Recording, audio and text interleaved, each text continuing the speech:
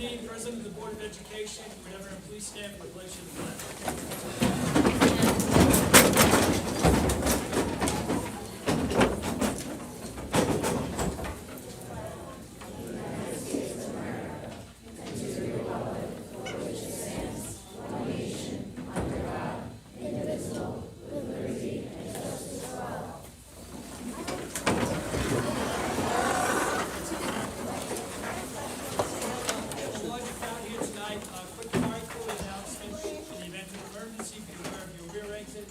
Exits to the left and to your right. We have a really good board meeting tonight, a lot of nice presentations. The first one we're going to start off with might not be so fun, but it's our audit report, and we're going to have Alan Hugh, who's our independent auditor, and he's going to give our audit report.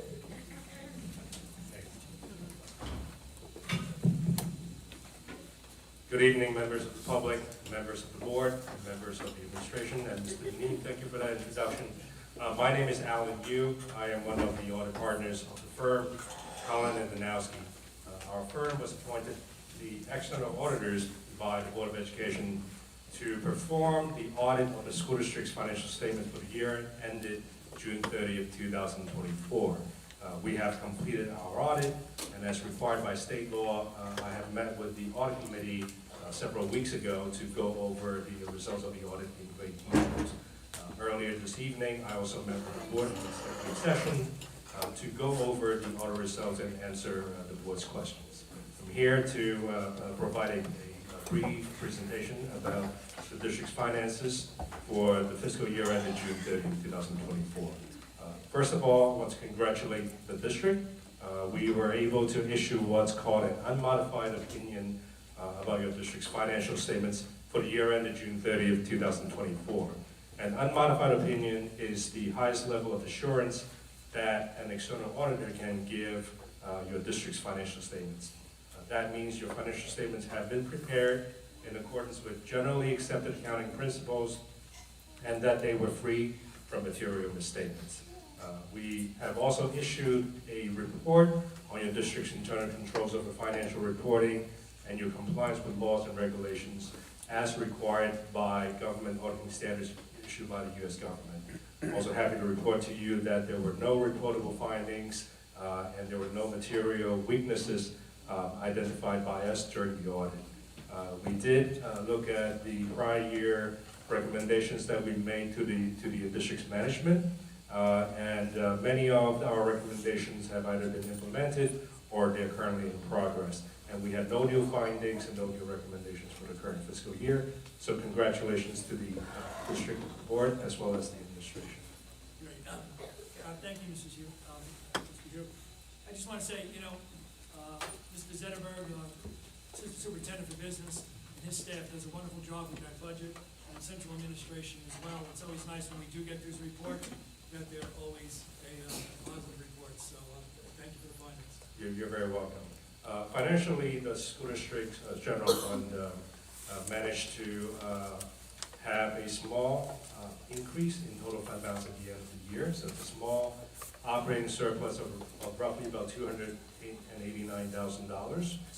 District's general fund ended the fiscal year with a total fund balance of about $19.2 million. That's roughly about 19% of your budget and is certainly within reasonable range. In addition to the rainy day funds, which at $3.7 million is a little less than the 4% maximum allowed by state law. You're actually at about 3.74% of next year's budget. So it's a little less than the 4% desired by most school districts.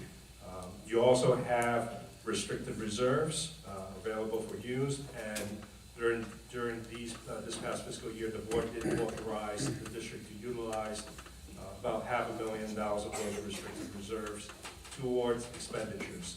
So the level of the various reserves that you have are also quite reasonable, and also most importantly, your district has demonstrated that you are using these reserves and not simply squirreling them away. Total revenues for the fiscal year came in at about $96.9 million. It's about a $5 million increase Non-tax revenues went up by about $3.7 million, and they were primarily in the areas of additional state aid, as well as higher interest earnings because of higher interest rates. And this was within our expectation, and this was indeed what we have seen across the board on most school districts on Long Island. On the spending side, expenditures came in at $96.6 million. It's about $6.5 million, $6.45 million increase compared to the fiscal year. Along with open encumbrances, and these are purchase orders that the district has issued during the fiscal year, but the goods and services have not been delivered by the end of the year, and therefore they became open commitment on the budget. So combining the open encumbrances and the actual expenditures, your district has spent and committed 99.4% of the total budget. So anytime a school district spent and committed at least 97% of their budget, they have done a very good job in terms of budgeting. So at 99.4%, nobody, including the state, can fault you for your budgeting practice. And in fact, probably might be a little bit too close. 98, 99% certainly will be a more comfortable range to be at. The reason I said that is because you need to anticipate potential contingencies. So having some room in your budget will if indeed contingencies happen, then you have some wiggle room to pay for those additional unanticipated expenditures. But overall, your district has been very consistent in terms of your spending and your budgeting. Over the past 3 or 4 years, you've been spending more than 97% of your budget, and the last couple of years, including the fiscal year we just finished auditing, as I said, 99.4%. So once again, great job by the district in terms of budgeting. Thank you, Steve. You're welcome. Appreciate that report. And for all the young students in front here, get a nice little education. No quizzes on that, though. Thank you. All right, thank you. Thank you for your time. Safe travels.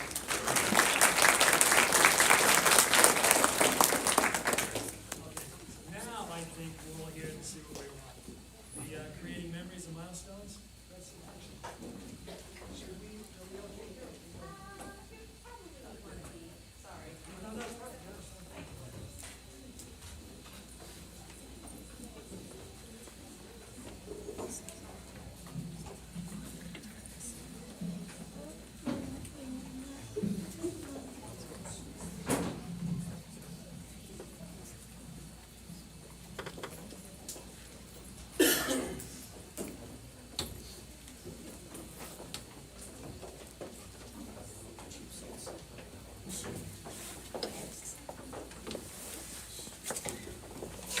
Good evening, members of the Board of Education, district leaders, and community members.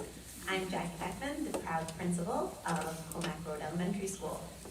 Thank you for the opportunity to share the exciting happenings at Comac Road Elementary School. Tonight's presentation, Creating Memories and Milestones, Crest in Action, highlights the incredible moments and meaningful milestones that have already made this year so special. From academic achievements to community building and events, our students, staff, and families have been actively engaged in creating an exciting and inclusive school environment. I'm proud to have some students to take you on this journey of celebration and progress as we showcase what makes Crest so special. So now I'd like to introduce a member of student government, Stephanie Horner, to share a bit about our initial assembly.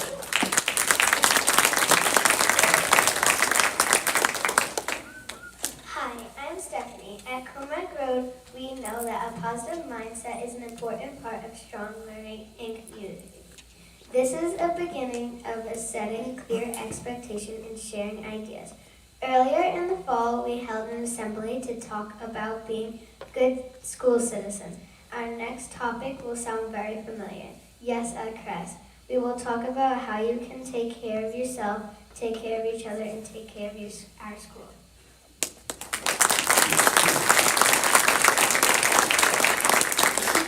So our initial assembly was put on by our school social worker, Ms. Baman, our school counselor, Ms. Sabelli, and our school psychologist, Mr. Velasquez. And yes, every other month we will do some assemblies and just focus. Our next focus is Yes at Crest. And I think our first one was a big success. So we're looking forward to the future with those. And next, I'd like to have Olivia Lynch share a bit about our color run.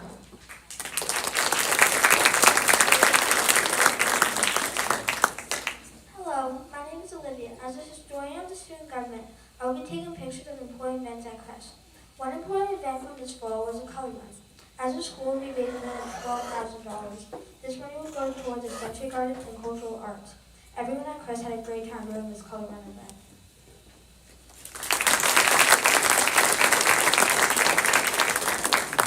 As you can see from the pictures, it really was a lot of fun. I think the teachers had just as much fun as the students. A lot of color was had and a great time was had. It was a beautiful, beautiful day.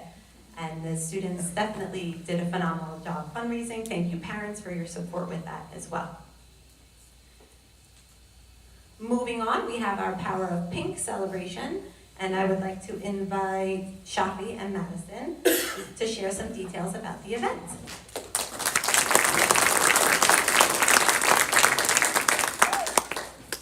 On November 18, 2024, Crest celebrated its 9th annual Power of Pink Day.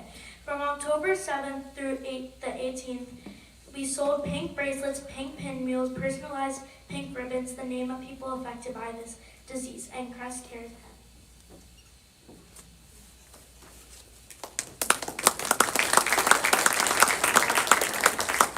Okay, so we have some Crest Care pens to give out. We can just put one at each nameplate. I'll do that and you can keep talking, okay?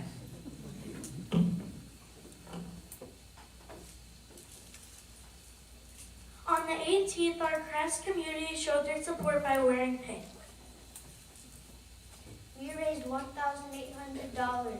This money will go towards the Jeanette Feminella Scholarship Fund, as well as the Iceland Breast Cancer Coalition. We feel very proud that we were part of helping people in need.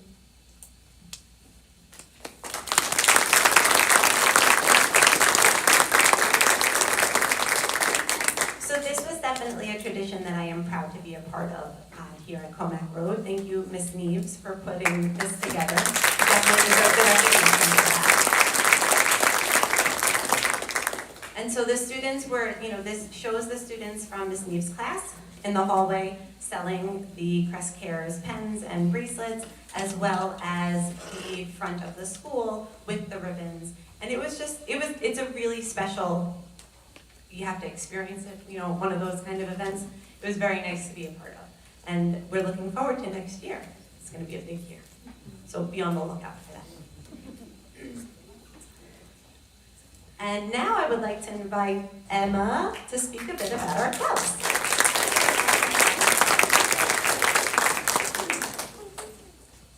Good evening. My name is Emma. We have many great clubs this year. Some students learn different cultures, others learn sign language. We learn about teamwork and communication, and in Lego, robotics, and student government. We build our problem-solving skills in the board game club, and learn about computers in the coding club.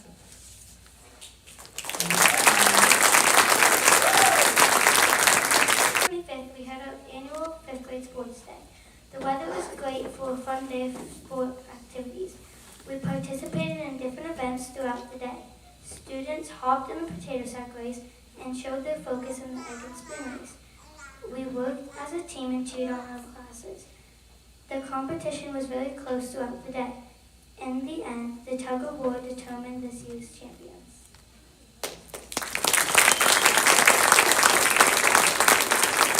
So this was my first 5th grade sports day, and I have to say, it was an awesome day. The kids had a lot of fun. They were very supportive of one another as they were competing, and it was great to see such high energy and encouragement. It was really special, fun day to be a part of. And, the trophy that was handed to Ms. Cicatella's class, it was just a very special event. So a lot of fun. So now I'm going to talk a little bit about a new tradition that I have put in place here, and it takes place on Fridays. It's a nice little pizza with the principal. And I have an opportunity to meet with a small group of 5th graders. We talk a bit about how school's going and how excited, sometimes nervous, they are for middle school next year. We typically have some good laughs while in my office. The secretaries usually get a good chuckle out of our conversation because we never know where it's gonna go. We have friendly conversations with the students, and it's really nice for me to get to know everyone in a small setting, a little bit more personal. They share, if they have soccer that weekend or if they're in a dance competition soon. So it's just a really great environment, and they get to ask me sometimes silly questions too that I occasionally answer, depending on the level of silliness.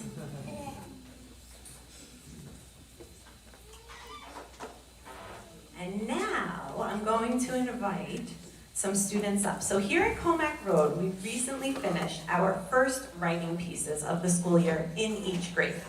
So the pictures you see here are from the 2nd grade's writing celebration, which took place in this auditorium. The students from the different classes were partnered together, and they shared parts of their writing pieces. Students were so proud to share what they had worked on so hard and what they had written. It was a really special day.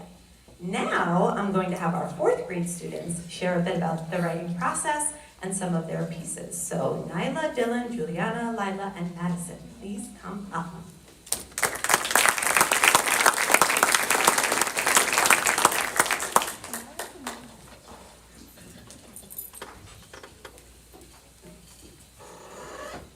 Good evening, and welcome to Comac Road. My name is Dylan Mosquera, and I am in 4th grade. Since the middle of September, 4th graders like me have been growing as writers through our first Rose Flower Writing Union. We wrote a realistic fiction. We focused on creating and building characters in bold pink settings and using inspiring of through craft. We did all this through generating ideas, drafting, revising, and editing. Finally, we published our stories for all to see. We were so excited to share our stories with our teachers, classmates, and at our 4th grade writing celebrations, our families. We are now excited to share some of our work with you. We hope you enjoy our hard work and talent.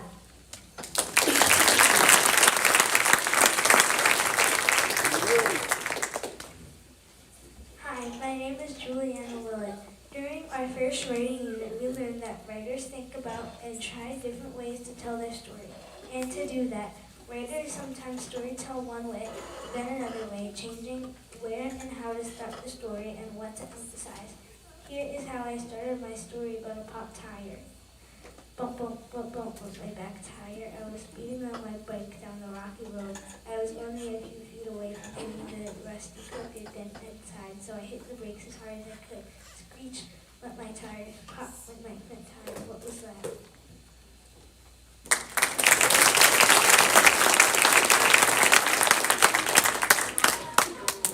Hi, I am 5. During our writing workshop time, we worked on many different skills. One of the skills we focused on was not only telling the external story, but also the internal story. Bringing our thoughts, fears, and feelings in ways that make it possible for readers to begin to know what kind of person we are. Here is an example of this from my writing about the day I found out I was picked to join the TTP program at my dance studio. My mom handed me a gold envelope. My heart was beating faster. I was scared and confused. Why did you hand me this gold envelope? I asked this question because I saw her writing in an envelope earlier and she didn't want me to see what she was writing. Just open it, she said. I feared it was going to be bad news. I opened the envelope and it was a card that said, "You rock." I opened the card. My heart was beating faster and faster. The card said, "Miss Lila, welcome to TTP." I screamed in excitement.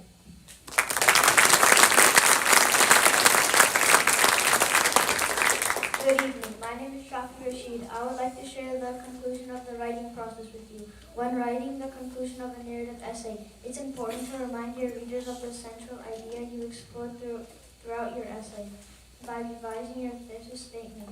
My narrative writing thesis is titled When My Mom Got Pregnant. I wrote about the night she went into labor and had to stay at the hospital for a few days. I was confused and upset. I would like to share the conclusion with you.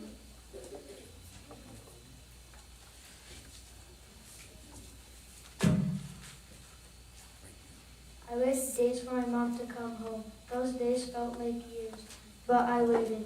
Today my mom and baby brother would be able to come home. I was so excited to see my baby brother. His cheeks are so chubby. At that point, that was all I wanted. Thank you.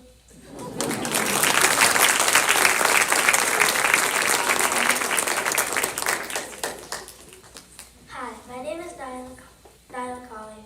I'm in Mrs. Perry's class. Today I'll be sharing my leave. Leave me alone! I don't want to play with you. I mumbled as I slammed the door shut. We tried running up through the house, up and down the stairs. We darted through the kitchen, then raced back to my room. My golly, was I exhausted. My legs could not work. My legs were as heavy as an elephant. They were out of power. I had no power to move at all.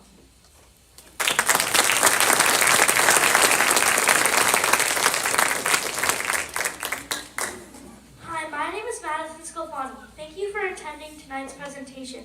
We hope you enjoyed listening to some of our personal narrative writings as well as the process. We enjoyed the learning experience and look forward to future writing experiences and celebration.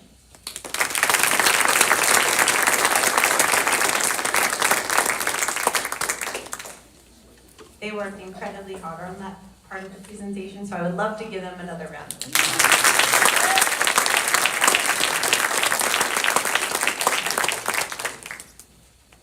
Uh-oh. All right, so our next slide. No, we're not working. Aha, yay, success. Okay. Wouldn't be a presentation without some work, thanks. So, STEAM takes place once a week with Ms. Fazio here at Comac Road. Thanks to PLCs, which happen weekly, once a month a class has a full hour with Ms. Fazio to work on their projects. So some of the pictures show 5th grade recently completed their Storm Drain Challenge while going to STEAM. 3rd grade students worked on the gummy bear, boat, and what happens if they absorb water or if they stay dry. 2nd grade students learned about insects and spiders. And now I will have 4th graders, Jaden and Afan, speak about electrical currents.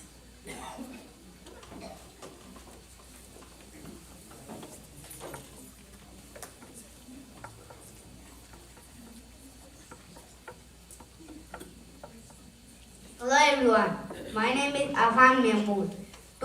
Tonight I am excited to share with you our amazing poster with circuit that we create in our STEAM class. This poster is not just any ordinary poster. It has questions that light up when you answer them correctly. The question we choose to use go along with the science unit on energy converse we are learning about in our classroom.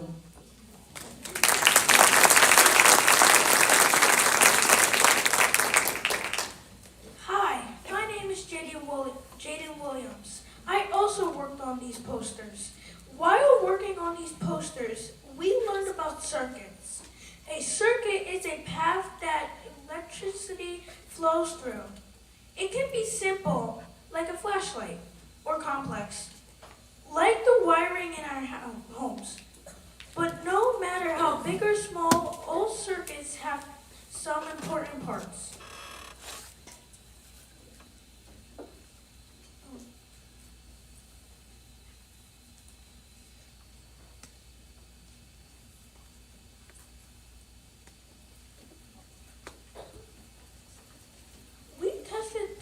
Materials to conclude which materials are conductors or insulators. We conclude concluded that all metals are conductors. Our poster has questions about energy converters, and when you answer them correctly, the lights will light up. Thank you for listening to our speech about light up circuits, posters. We hope you all enjoy exploring circuits as much as we did in our STEAM class. Let's keep learning and discovering together. If you would like to come up at the end of the presentations, you can try to answer some of the questions on our posters.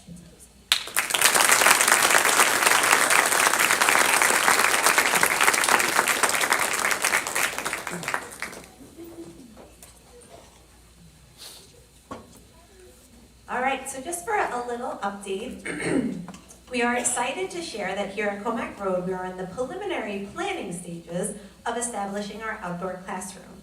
I have been meeting with district office to explore what will work best for our courtyard space. Mr. Ojiri, our director of science, who collaborated closely with Ms. James over at Sherwood, has been very helpful in letting us know what worked at Sherwood and what he thinks will work here at Crest. As we move forward with the development, we're exploring ideas and gathering input from teachers, the PTA, the school board, and students to help create a space that inspires curiosity and fosters learning. So I would like to thank the PTA in advance for a significant fundraising effort, so I know that it will be a great space once we break ground and get started with that.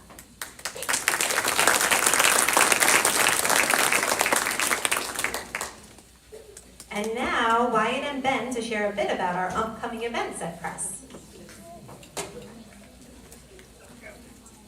This is Wyatt and Ben from the Crest Student Government. We have been working to support our Night of Giving food drive. We sorted the food donations and made announcements to the school. We will make the baskets tomorrow night. We have another big event in the next few weeks.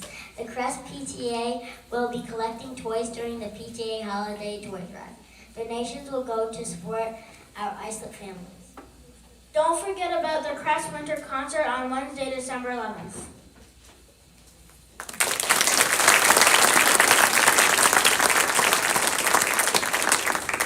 And we also have upcoming on November 26th, our Balloons Over Crest, which the board I'm going to leave you invitations for, so I hope that you will be able to attend. And we're almost there. Thanks for hanging in. All right, so our Crest Music Ensembles. A few notes about our music team here. I'd like to thank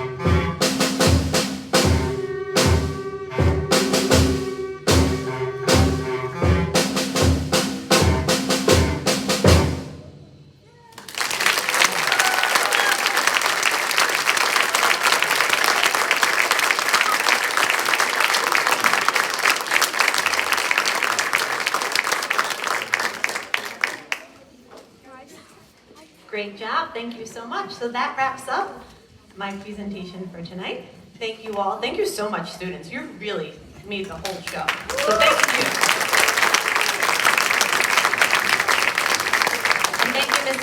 Ms. Ober for being such an instrumental piece in making this a successful presentation. So that's all I got.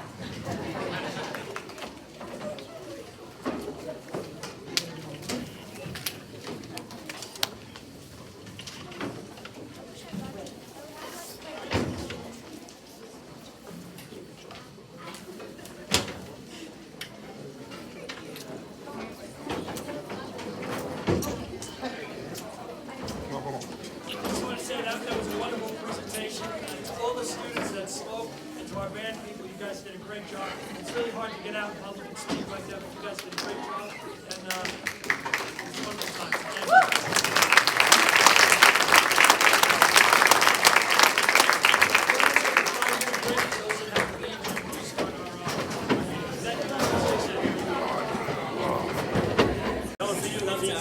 Thank you.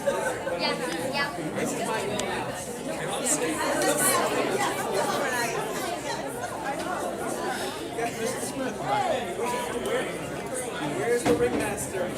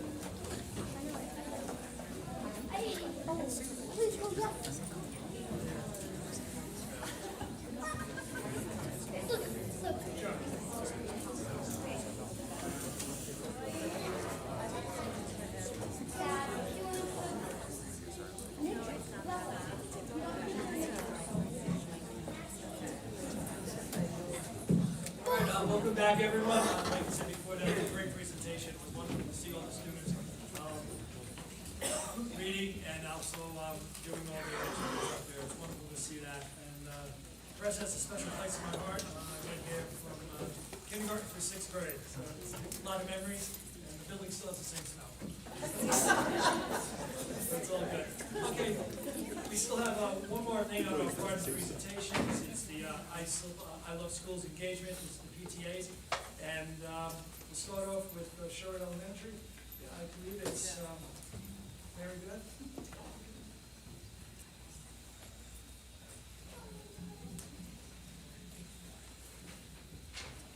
Good evening, everybody. Mary Beth Amelia from Sherwood PTA. Just here to give out a few reminders. Our night of giving was changed to this Thursday at 5:30 in the school gym, followed by our regular PTA meeting at 6:30.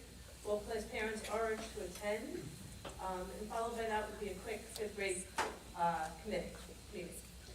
Our 5th grade sports day was on November 8th. We delivered a bagel breakfast via cart and music. The kids thoroughly enjoyed having that come down the whole night. We posted a few reels and videos as well on Instagram and Facebook for parents to be able to see their kids in action and having fun. Reflection submissions are in and waiting to be judged by our town librarians on November 21st. So that's coming up this week, and we'll have those results by the next meeting. And some other upcoming events in December to watch out for: a holiday boutique on December 12th and 11th. 10th and 11th. Keep watch out for our sign-ups and ways you can help with that. And our December staff appreciation will be on December 16th. So we'll be looking for some help with that as well. And that's about it for this week. Next will be Chris. Victoria.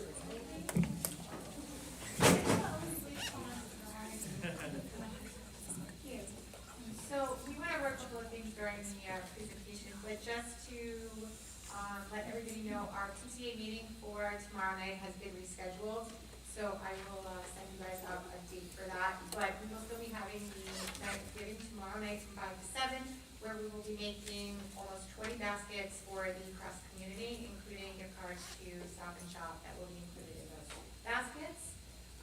Our holiday boutique is back December 5th and 6th, so a sign-up genius is currently out. Please sign up to volunteer for that. We currently have a blanket fundraiser going on, and it is selling out very quickly. Thank you to everyone who has purchased. We have 4 blankets left. So if you want them, please just let one of us know before they sell out. Our holiday toy drive will begin on Thursday, November 21st through December 18th. All donations are going to be donated to the Good Samaritan Hospital Child Life Program. Our tree trolley has made its way through the halls again, and we are going to have a very big, exciting Blue Jeans Ball announcement at our next PTA meeting, so stay tuned for that. Any questions, feel free to just email our PTA. Thank you.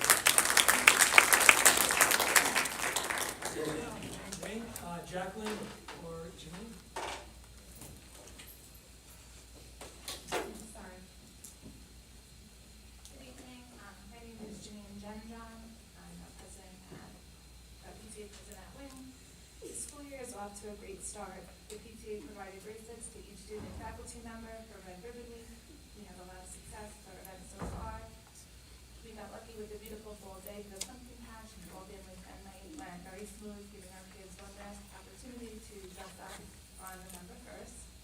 And we're already brainstorming some exciting revamps for next year. We want to thank everyone for their contributions that keep our treat trolley rolling. We love providing the Wing faculty with a little boost. It's especially fun to be in the building for it on Halloween and catch a glimpse of the Halloween costume parade. The faculty can look forward to the next one just before Thanksgiving and the winter holiday breaks. At Wing, we just finished creating our November food drive baskets, and you can watch out for a sign-up genius for the December food drive going out on December 1st. We're so grateful for the outpouring of generosity among our Wing family, and we're proud to be able to help meet the needs of 16 families. We are currently working on getting out the last of the Miss Chocolate fundraiser. If anyone has yet to receive theirs, please just send an email to the Wing PTA. with any issues or to arrange pickup in the mail office. Our Spirit Wear shop recently closed, and we are expecting to have ordered that in the next 2 weeks. It'll be fun to see the new designs for Wing Wednesdays. Another exciting topic for us is adding room reps to the UPK program. We've never done this before, but we're excited to have parents of our youngest learners become more involved. The application closed yesterday, and those selected by the UPK teachers will be notified by myself by this Friday. And we're looking forward to a lot of exciting things for the winter. We'll have our next PTA meeting on Zoom on December 2nd at 7 p.m. Our holiday shopping boutique will be Tuesday and Wednesday, December 10th and 11th. And I cannot believe how soon we'll be setting up the giving tree to collect hats, gloves, mittens, scarves, and socks to help as the cold weather approaches. Next up is planning our winter family fun night laser light show that's scheduled for January 17th. Thank you for your time and all your support as always. Great, thank you. And lastly will be IMS. I think it's either Barbara or Christine.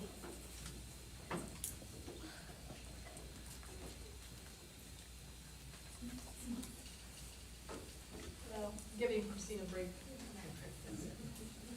We're exactly a week from our Wizards. In case you haven't heard, we're having the Harlem Wizards coming to the middle school at the high school. 7 o'clock, doors open at 6. We're in the thick of our final preparations for that. We had a promotion over the weekend, which was a fun success. I was able to do my first ever live Facebook to choose the winner. And we're stocking our concession stand. We're going to have an official Wizards merch and souvenir set up at the game next week. We'll have a 50-50 raffle. Some halftime surprises are in store.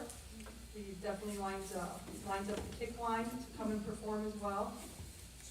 We had a total of 24 local businesses sponsor us, which was amazing. We definitely reached our goal and equaled our donations from last year. In fact, we surpassed them, which was phenomenal. We've actually just last night, I believe, the night before, posted our high school dream team, teachers and staff. We've had over 58 staff members sign up from all the schools, from the BOE. We've had really wanted to thank everyone who signed up and who participated and are participating. And we have cheerleaders coming and pom-poms ordered for them, so that'll be fun for everyone.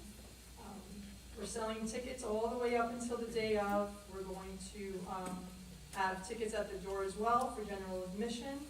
And we are also still looking for our volunteers for tickets and concessions and setup and breakdown. So our sign-up wizard is out there for any parents that would want to volunteer. And also want to give a real shout out and thanks to the other PTAs for helping us out along the way. We have a little group chat that Laura had organized for us. And that's really helped, I think, all of us out, but especially the middle school. We kind of sound in there and ask for advice and just, how do you guys do this and how should we do that? And everyone's been so helpful.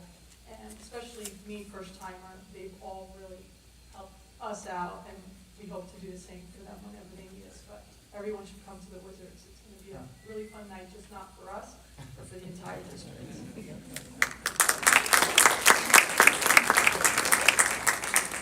I'm glad you were able to get that going. I know it was a great event. Was it last year, 2 years ago? It was 2 years ago. 2 years ago. So, yeah, looking forward to that. So thank you for getting that going. And it should be Thanks fun. for volunteering. Okay, that's going to conclude everything on our ISO presentations. Next will be our agenda items. Is there any questions from the board on any of the agenda items that we'll be voting on? Any questions from the public on any of the agenda items that we're voting on? I have one thought. Yes, please.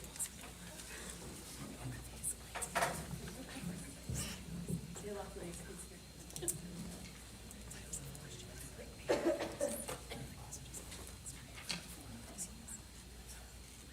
Hi, just a quick question.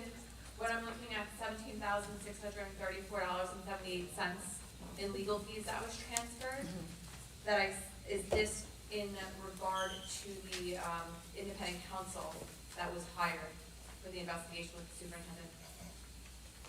Yeah, these were some of the costs that were associated with the investigation that we're doing. Does that mean that investigation has concluded? The investigation is still going on right now. Okay, thank you. Okay. Any other questions from the public? All right, with that then, I'd like to get a motion for consent items 5A through 5J. Can I get a motion? So moved. Mrs. Fluor, can I get a second? Mr. Austin, all those in favor? Aye. Opposed? Abstained? And it will all carry. Mrs. Brown, would you go over the personnel schedule, please?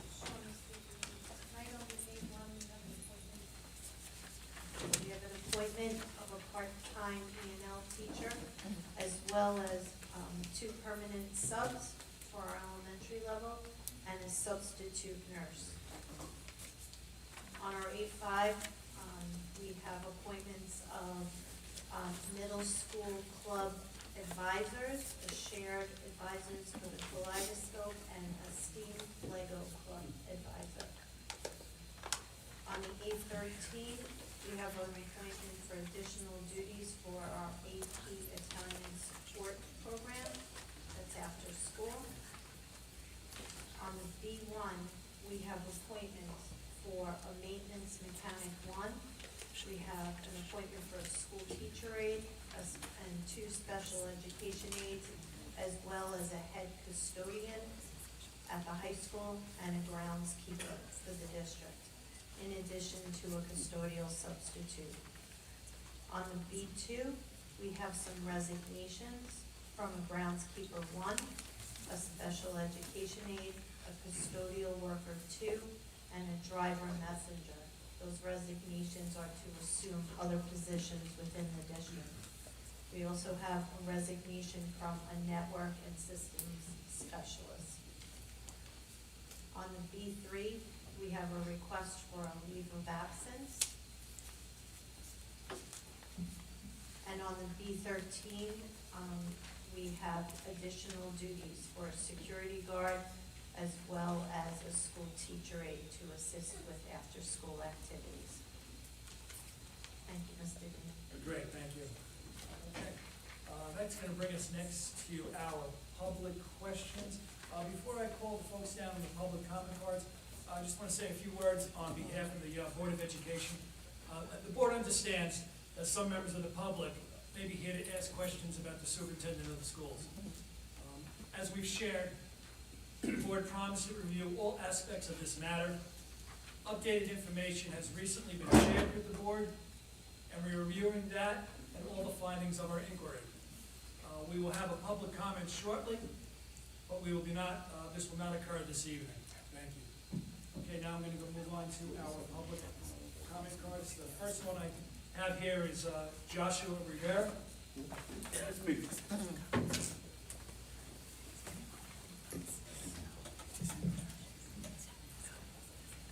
Hello, sorry about you. Thank you for speaking to the mic because I want my wife to hear at home. So, let me get my notes. So if I can first get your attention, please. So I'm here to discuss an urgent safety concern at Wing Elementary School and bring it to attention a serious issue that occurred on Friday of last week. My wife and daughter were both leaving the parking lot during pickup dismissal time, where my wife and daughter were nearly hit by a car. My wife literally had to pull my daughter out of the street because she was almost hit. My wife had stopped to let the passing car go, but another vehicle sped around her and nearly hit her. Everything was also witnessed by multiple family members as well as multiple employees of the school. Mr. Bill, the security guard, he also saw everything, so he can contest to what I'm saying. The incident highlights a significant concern and a lack of a crosswalk and the crossing guard at this location. It is alarming to note that this appears to be the only school in the district without essential safety measures. I understand that Mrs. Glazer has been advocating for a crosswalk since she took charge of Wing Elementary, and nothing has come about it. Emphasizing the need for a better safety for our children and parents. Furthermore, I learned that a new security officer has been appointed to address safety issues in the school, Rob Burns, and that they met today to discuss some of these matters. Also with a meeting with the member of the town of Islip, Public Safety Office, as well as Rob Blazer. They all met today sometime. I just want to know what happened at that meeting. What did they talk about? Was this an issue of discussion? Also, if there will be any progress in establishing a crosswalk and crossing guard, as well as a timeline for resolving this urgent matter. It is only a matter of time before our one of our child is seriously injured or something fatal, like somebody could die. I understand the responsibility of painting the crosswalk lies in the police department. That's what I was informed. What steps can we take to expedite this process, and when can the town be notified of this decision? My wife is currently circulating a petition in Islip. We have currently 149 members of our town who signed it. I also sent it to Angie Carpenter. My wife also emailed every single one of you on the board the petition. She just told me that before I came in. The petition also has been emailed to all of you, and hope you all can sign it as well. If you want, I can pull out the QR code, you all can sign it, and whatnot. I'll also be in the lobby if you want to sign it. Thank you for your attention in this matter, and I hope this can be rectified immediately. I'd just like to comment, student safety is paramount around here, as well as safety for all individuals. This is the first that I'm hearing of it. And I encourage anyone, if you have any issues, please don't wait for a board meeting. I mean, I understand you reached out to some people today, but this is the first time that I'm hearing about it. We will address this, and thank you for bringing it to our attention. I would say these ladies have been, I called her Friday, like at 4 o'clock in the afternoon. She called me right back. Like, she's been on it. Like, and she told me she's gonna meet with the people next week, at the beginning of next week. She called me today at around 9 o'clock this morning. Like, she's been very transparent with me, but I know she had a meeting today, so I'm just like I'm here today because she called me and she let me. I will call Angie Carpenter myself. I'll go to the myself. I'll take off work. I don't care. There should be a cross up there. Okay, great. Thank you. Appreciate it.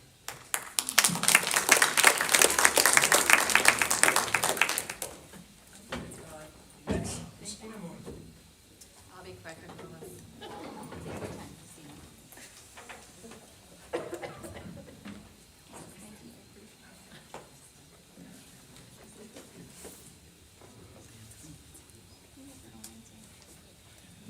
So I'll sit up front next time. No, really quick, actually. I know budget season is coming, and a big bone of contention with me last year was when you look at our budget presentations, I really wish Mr. Leverett was here today, you just see what we're maintaining or what we're having. I really wish we had what we have, what we're gaining, and what we're losing. Because I think as a community, we're entitled to know that and not try to read between the lines, especially when last year I had meetings with several board members and I spoke to several people about items on the budget presentation. It was confirmed with me, and then our superintendent tried to say at a public board meeting that I lied about what was happening with a certain staffing situation in the budget presentation. So I feel as though that would lessen some of the miscommunication around here, and I really think that's something we should be advocating for. That's it. Great, thank you for that.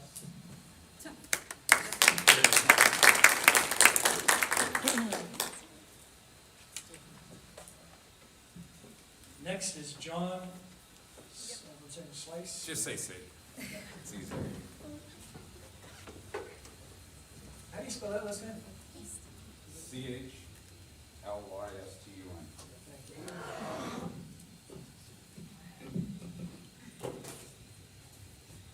Well, I was gonna ask about Ohio, but apparently that's not answering those questions tonight, so we'll go on. But, Wait, can you raise the mic? Raise the mic. I'm sorry, we can't hear you.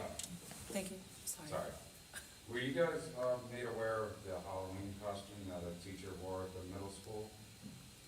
So, well, I heard something about Halloween costume. Something? I emailed. Nobody. Where are you going with this? So what, The inappropriateness of it, and I wanted to know I what don't know was. what all the particulars were of it. Do you want me to show you the pictures? I No, can it's post it not. on the. You know, here's what we're gonna do. So did you bring it up to the administration? Yes. Okay, and what was the, So I received a phone call from the principal of the middle school, and he said that it never should have happened, and that he was deeply sorry, and then he turned around and told me that, well, maybe I'll just take Halloween away from all the kids. And I said, how is that fair to our children that a teacher did this, and now you're gonna punish the kids? So I'm really standing up here asking, like, what's the consequence of what happened? Well, that's a question that's gonna have to come from. Hi, how are you? All right. I did speak to middle school administration. I spoke with Dr. Martin regarding the incident. He shared that with me, and we had a follow-up meeting about it. And he did tell me the exchange that he had with you. I don't believe he's going to be canceling Halloween for the students. Okay. And he did address it with the faculty member. I can assure you of that. And no, there was nothing more to it, that was it? There's nothing more that I can disclose at this time, but I know that he did speak to that faculty member about it. And to be clear, I was told that he only wore it during the staff meeting, which was still on school grounds, right? But then I've spoken to, and I never brought it up, but several children in the school said they saw him walking around with it still on during the day. You realize that was, and I don't know if you know this, I just asked you, you said you're not really fond of it, so I'll enlighten you a little. He wore an outfit that depicted President Trump with his ear shot off in front of children. I don't know if anybody, I mean, we don't brush this under the table. Right? That's violence in the schools. No, whether you like them or not or whatever. And I'm sure the man that got killed at that thing, his family probably wouldn't appreciate that either, right? So I just was really looking to find out how he was allowed in the building that day.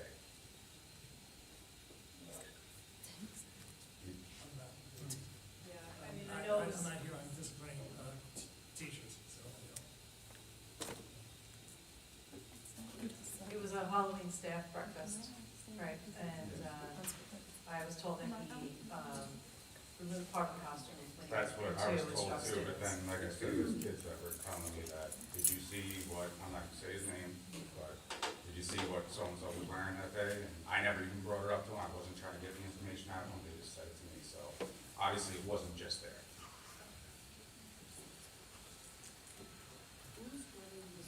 That's it? I really don't know what else, you you brought this to our attention. As a board, we do not discipline, we do not. And then on top of it, they posted it to social media.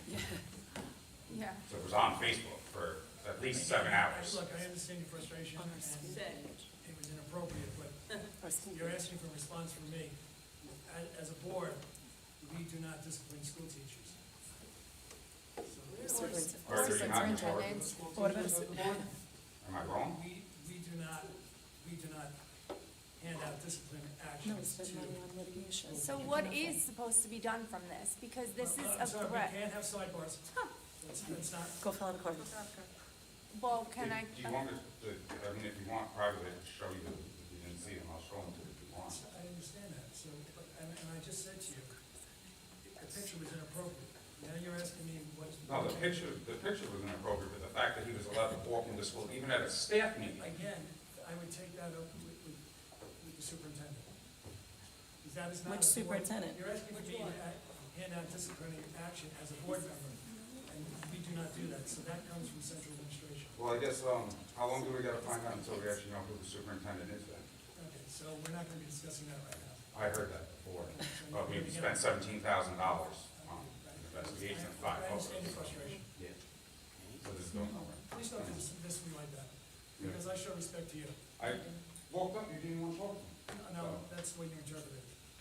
I asked a question about something, and you clearly said I'm not talking about it. No, I did not say that. Okay.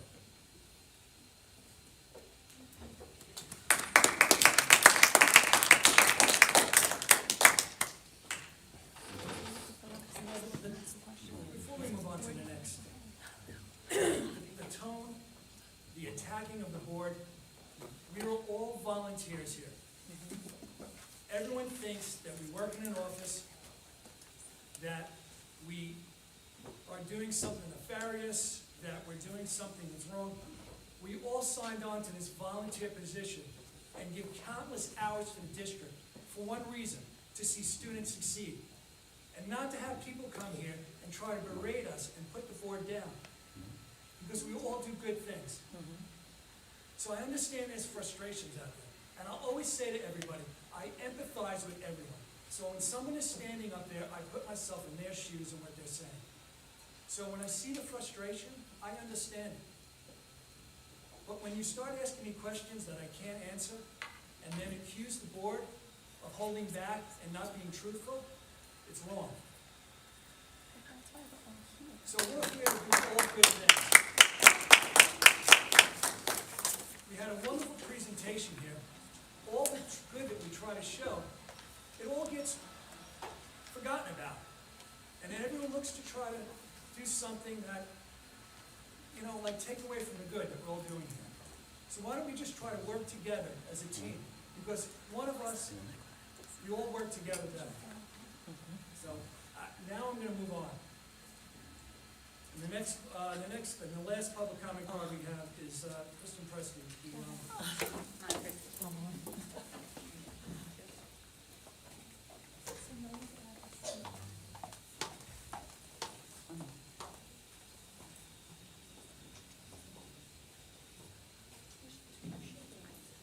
Of course, you called me after that. I just came up to ask, and I do believe in the good of the board.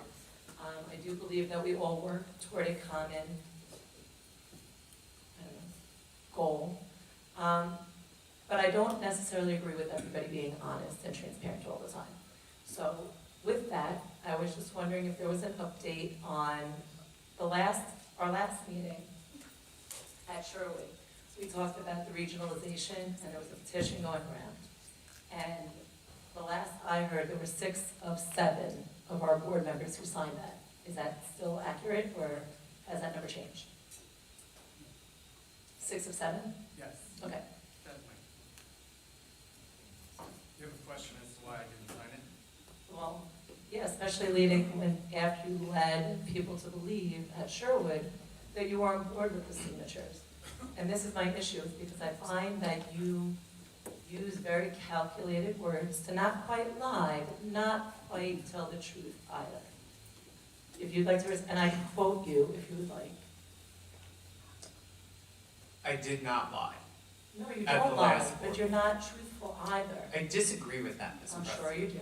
So, the letter that's being sent around Long Island School Districts is currently being written by a group of board members called the Coalition of School Board Members. Personally, each individual board member had the opportunity to attach their name to that letter. My preference is not to be associated with that particular association. That's just my personal preference. I would prefer if our school district, and we've talked about this as a board, I would prefer if our own board wrote an individual letter to the NICED and adopt a resolution opposing regionalization. So you're gonna write your own letter even if it's not by the board? No, that's not what I said. My No, but preference. that's what I'm asking. I don't have the authority as a sole board member To write to a write letter a on your letter. own behalf? Signed Matthew Kareem? I can sign it as an individual, Right, that's what but I'm I asking. cannot sign it as for the Board of Education. I understand My that. preference would be for the Board of Education to submit that letter I guess I'm asking where you stand directly, because, on regionalization. correct. I am opposed to the concept of local control eroding. Wait, can you to- just say yes or no? Yes. So yes or Opposed to regionalization. Thank you.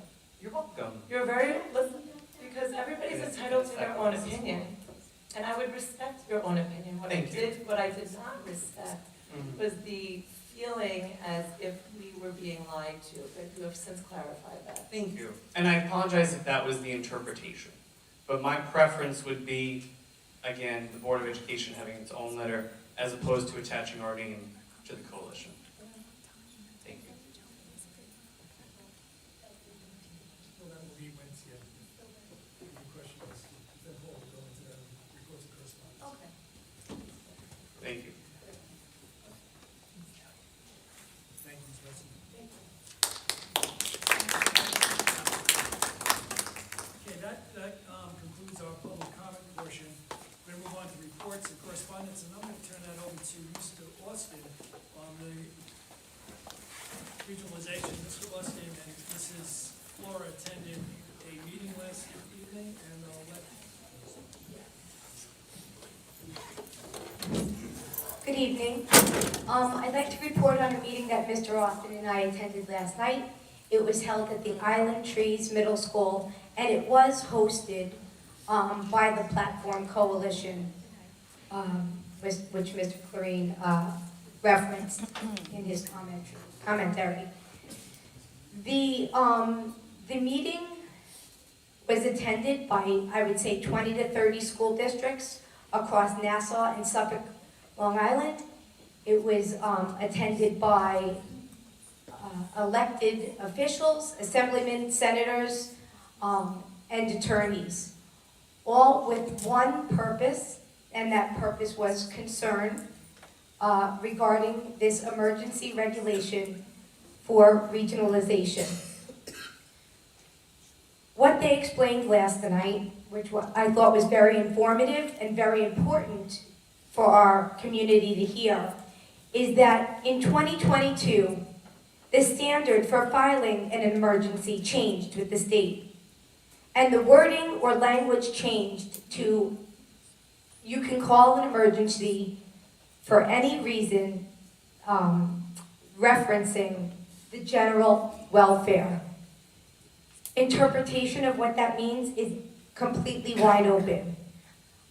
This changed the SAPA process, giving the state regulatory ruling.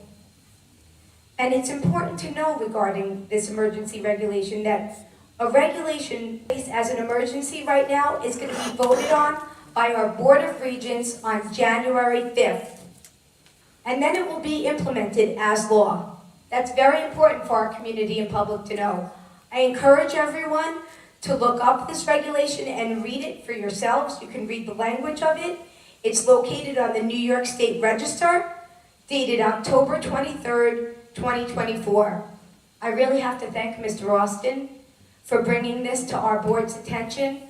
I am usually very involved in looking up legislative actions, and this one I have to apologize to our community. It really, it was getting right by me. It was in my blind spot. And I think that that was a common theme among districts all over Long Island, is that this was not widely publicized or talked about.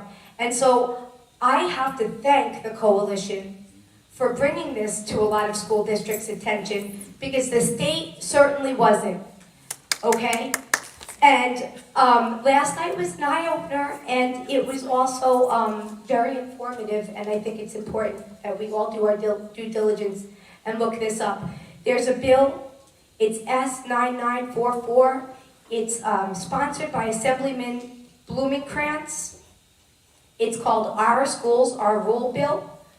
I encourage you to look up that and speak to your elected officials about it.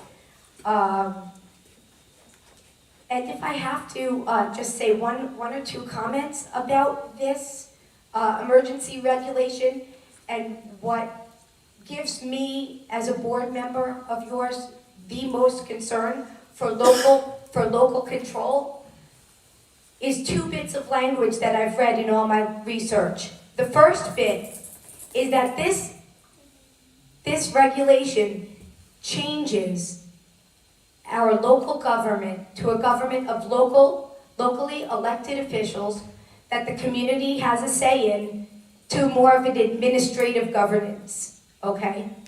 And that completely changes your power as citizens. The second paragraph that gives me a lot of concern is one that says the department and district superintendent shall monitor the implementation of the regionalization plans by component school districts and may conduct site visits and review performance metrics to ensure outcomes meet the strategic objectives outlined in the plan as related to preparing students for college, career, civic readiness opportunities, and enacting operational efficiencies. If such metrics are not being met, the department or district superintendent shall compel the component school districts to amend its section of the regionalization plan to achieve desired outcomes as set forth. Compel. And that word is another word that we don't quite understand the breadth and scope of what that means. Thank you. Mr. Austin? The more you read the regulation, and I've read it now 5 times, the real regulation, not somebody's interpretation of it, not an organization's interpretation of it, this is directly from the state. You read further in there, they have reorganization written in there after regionalization. That to me is the combining of districts, which is possibly one of their ultimate goals. There's going to be a report out December 1st called the Rockefeller Report. And it's going to be spelling out changes in our largest aid, foundation aid. To me, this regionalization is a buffer so that they can say that this is going to save us from cutting our aid. They've been after our foundation aid for years. It was put into law and they never funded it. Last year was the first year we were fully funded, and then this year they took it back again. So they don't even obey their own laws. There's a major part of this resolution that a lot of people don't see. 3 times in the resolution, it states about how you're going to be saving with staff, curriculum development, supplies. To me, the only way you can save on a staff is firings or reduction in salary. Neither one is going to happen. And at the end of it, which nobody reads, there's a job implication title there. And they're ignoring their own statutes on doing a job implication study, and they say there is no job impact. Now, I don't know how you can say you're going to be saving on jobs and there's no job impact. So technically, this resolution should be voided out to begin with, just on their own regulations. If this goes into effect, plain and simple, it's the beginning of the end of home control, local control, and it's the beginning and end of your boards of education. You will have a superintendent and a superintendent. Take Nassau County, they have 51 school districts. You're going to have one major superintendent in charge of all those 51 schools, telling them how it's what's best for them. And I don't think New York State or any bureaucrat knows what's best for this district. This district knows what's best for this district. You gotta get in touch with your congressman, your assemblyman, your state senators, anybody you know, and tell them to come out and squash this thing, because if this becomes law, it's a disaster. Thank you. And again, to reiterate what Mrs. Floyd said, Mr. Austin, brought this to our attention and has really spearheaded it. I was really involved in that, attending the meetings, and to thank you both of them and to get this information out. All right, thank you. Back over to you, Mr. Austin. The college tour, you got to go on that. Have something completely different.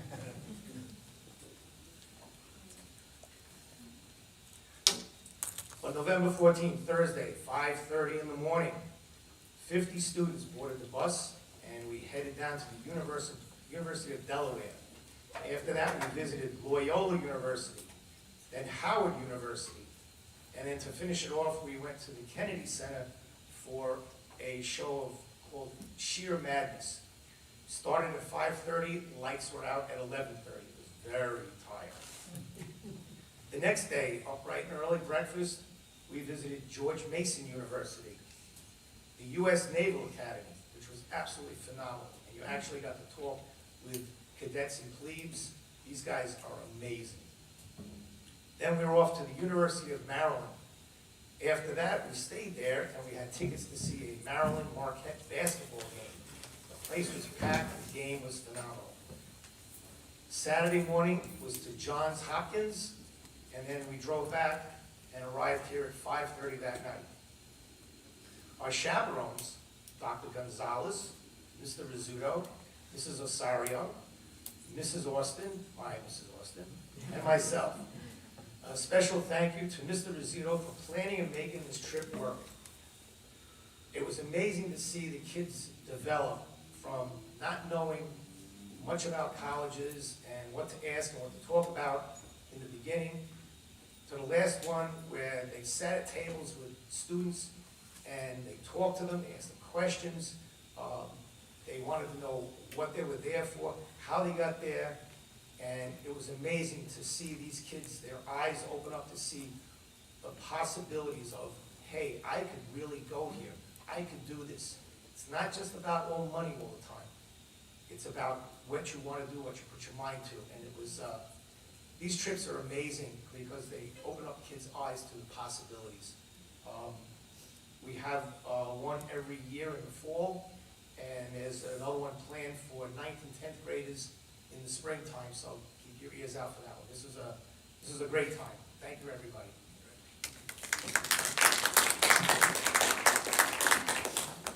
Thank you for that report, Mr. Austin. Okay, that's going to conclude our reports and correspondence. It's going to bring us back to our dates to remember. Hope everyone enjoys Thanksgiving, the time with your family. And our next Board of Ed meeting will be on December 9th with the executive session starting at 6 p.m., public starting at 7:30, and our Board of Ed meeting will be at the middle school auditorium. So can you get a motion for adjournment? So moved. And a second? All those in favor? Aye. Thank you for attending, folks. Stay safe, and we'll see you at the end of the meeting.